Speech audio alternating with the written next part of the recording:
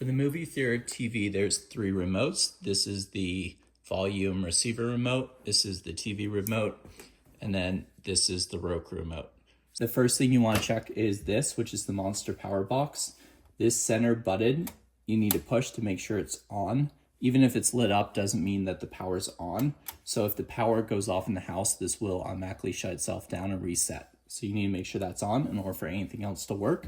The rest of it you don't need to touch. It will automatically be set for how you need it. So the first thing you're going to do is hit the power button on the remote for the audio.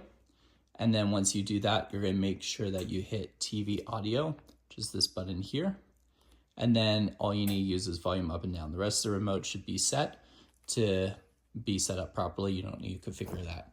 Then the next thing you're going to do is you could use the Roku remote, turn the power on the TV, and then it'll power up and it should open Roku.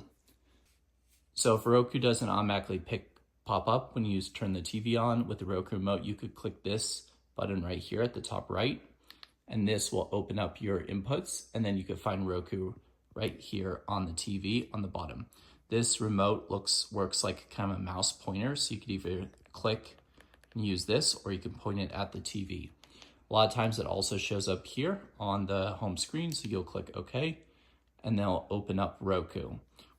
We always suggest using Roku because it will automatically sign you out on your checkout date when you set it.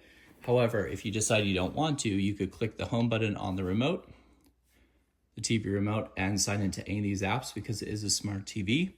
However, you have to make sure you sign yourself out because we have no way to automatically sign you out for the next guest.